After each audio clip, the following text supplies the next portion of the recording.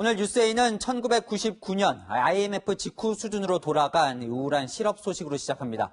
끝이 안 보이는 코로나19 사태처럼 고용 한파가 한없이 길어지고 있습니다. 오늘 통계청이 발표한 지난달 실업자 수는 113만 8천 명, 1999년 통계 작성을 시작한 이후 최고치입니다. 좀 더 들여다보면 고용률이 상승한 연령대는 60세 이상뿐이었습니다. 20, 30대 청년층 고용률이 크게 줄었습니다. 정부는 그래도 나아지고 있다고 말합니다. 서수식 박재희 기자입니다.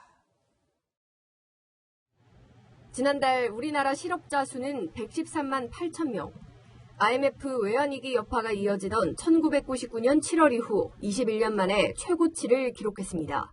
실업자는 50대와 40대, 60세 이상에서 증가하여 전년 동월 대비 4만 1,000명이 증가하였습니다. 7월 실업자 수는 2017년 이후 최근 3년간 꾸준히 증가했습니다. 실업률 역시 4.0%로 2000년 7월 이후 20년 만에 최고치입니다. 반면 취업자는 2,710만 6천 명으로 지난해 같은 달 대비 27만 7천 명이 줄었습니다. 5개월 연속으로 취업자 수가 줄어든 건 11년 만입니다. 더 심각한 것은 청년 취업자 수가 줄어든 겁니다. 60대 이상 취업자는 37만 9천 명 늘었지만 30대에서 17만 명, 20대에선 16만 명이 감소했습니다. 대면 수업이 일부 회복에도 불구하고 고용까지 연결되고 있지는 않은 것으로 보이고 청년 계층을 중심으로 한 신규 채용이 어렵다고 보여지고요. 전국적인 수해로 더 큰 고용 절벽이 올 수도 있다는 우려도 나옵니다. 홍남기 경제부총리는 고용 동향 발표 직후 자신의 SNS에 글을 올려 취업자 수 감소폭이 석 달 연속 줄어들고 있다고 자평했습니다. 동력이 꺼져가는 고용 시장을 낙관적으로 바라보는 것 아니냐는 지적이 나옵니다. 채널A 뉴스 박재입니다. 늘어나는 실업자 수처럼 계속 오르는 게 있습니다. 바로 집값인데요. 급기야 서울 아파트 평균 가격이 처음으로 10억 원을 넘었다는 통계가 나왔습니다. 평균 5억 원이 10억 원 되는데 7년밖에 걸리지 않았습니다. 조현선 기자입니다. 올해로 준공 35년 차에 접어든 서울 양천구 목동 6단지. 전용 면적 65제곱미터 20평 아파트가 지난해 말만 해도 9억 3천만 원에 거래됐습니다. 그러다 해를 넘겨 올해 5월에는 10억 원, 지난달에는 13억 원까지 매매가가 올랐습니다. 서초구 잠원동의 한 아파트 전용 면적 84제곱미터는 올해 초 18억 원에 팔렸지만 현재 호가가 23억 원까지 치솟았습니다. 집값을 잡겠다며 정부가 20번 넘게 고강도 대책을 내놨지만 집값은 좀처럼 잡히지 않고 있습니다. 부동산 124에 따르면 지난달 말 기준 서울 아파트 평균 매매 가격은 처음으로 10억 원을 돌파했습니다. 2013년에 5억 원 초반에 머물던 집값이 7년 만에 2배 가까이 치솟은 겁니다. 서울 전체 아파트 170만 가구 가운데 표본 120만 가구의 평균을 낸 수치입니다. 25개 자치구별로 따져보면 강남구가 20억 1천만 원대로 유일하게 20억 원을 넘어섰습니다. 이어 서초, 송파, 용산구가 14억 원을 넘겼습니다. 강남구와 서초구는 최근 재건축으로 새 아파트 단지가 늘면서 서울 전체의 시세 상승을 이끌었다는 분석입니다. 매물 잠김이라고 하는 현상들이 생기다 보니까 매도자 우위로 시장이 재편이 됐어요. 그러면서 이사철인 9월과 10월까지 서울 아파트값 상승 추세는 더 이어질 것으로 전망했습니다. 채널A 뉴스 조현선입니다. 오늘 발표된 실업과 부동산 통계 전해드렸는데 청와대는 같은 통계도 비관적으로만 보지는 않고 있습니다. 그래도 점점 나아지고 있고 또 다른 선진국에 비해 선방하고 있다는 게 청와대 시각입니다. 오히려 오늘 인적 개편을 추가로 마친 청와대는 적극적인 공세로 전환하는 분위기입니다. 박수희 기자입니다. 문재인 대통령의 경제 낙관론에 대한 논란이 계속되는 가운데 청와대 참모들이 엄호에 나섰습니다. 청와대 경제사령탑인 이호승 경제수석은 부동산 정책이 효과를 나타낼 것이라고 자신했습니다.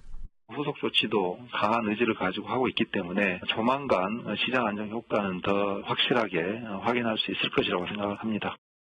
3분기에는 후퇴했던 경제 성장률도 반등할 것이라며 기대감을 나타냈습니다. 청와대에서 부동산 정책을 총괄하는 김상조 정책실장도 우리 경제가 선방하고 있다고 강조했습니다.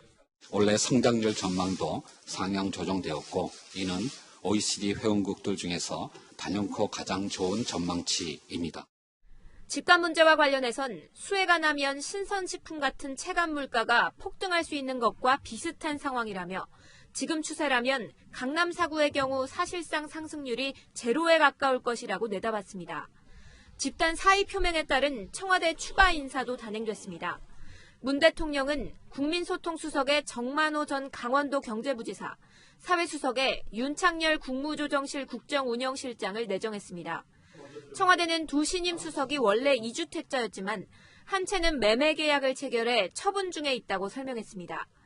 참모들이 전면에 나서 정책 효과를 선전하고 다주택 참모들도 정리 수순에 접어들면서 보다 강력한 경제정책 추진이 예상된다는 전망이 나옵니다. 채널A 뉴스 박수입니다. 불리한 통계는 쏙 뺐다. 미래통합당은 청와대가 성장률이나 부동산 통계를 입맛에 맞는 것만 고르고 있다고 평가하고 있습니다. 이 청와대 주장에 대한 통합당의 반박은 강병규 기자가 전해드립니다. 미래통합당은 청와대가 올해 성장률 선방만 강조했다고 비판했습니다. OECD는 내년에 우리 경제 성장률을 거의 꼴찌나 다름없는 34위로 예측을 했습니다. 이 청와대가 이거는 쏙 뺐죠. 입맛에 맞지 않는 통계는 빼는 나쁜 습관이 도진 것 같습니다. 비록 올해는 코로나19로 인한 성장률 하락이 크지 않지만 대신 내년 반등폭도 상대적으로 작아 경기 침체가 우려된다는 게 통합당의 주장입니다. 그게 상대적인 반등으로 금년의 성장이 다소 좋아지는 모습으로 보이지만은 그것은 단순 지표가 상대적으로 그렇게 나타났다는 것뿐이고 청와대는 지난달 수출 감소율이 한 자릿수로 줄면서 올해 3분기 성장률의 V자 반등을 자신하고 있지만 통합당은 이번 달 들어 다시 수출이 큰 폭으로 줄고 있어 장담할 수 없다는 반응입니다. 문재인 대통령이 최근 한 달간 한국감정원의 주택가격 상승률을 근거로 주택시장이 안정화되고 있다고 말한 것에 대해서도 통합당은 섣부른 평가라고 비판했습니다. 통계청장 출신인 유경준 통합당 의원은 단기간 축적된 데이터로 부동산 시장의 흐름을 평가하는 것은 부적절하다면서 부동산 대책의 불확실성에 따른 일시적인 매도 매수량의 감소일 수 있다고 지적했습니다.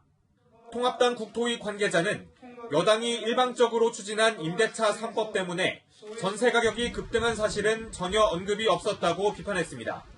여당 일각에서도 부동산 시장을 낙관만 할 상황은 아니다. 여론에 좀 더 귀 기울여야 한다는 우려의 목소리가 나옵니다. 채널A 뉴스 강병규입니다.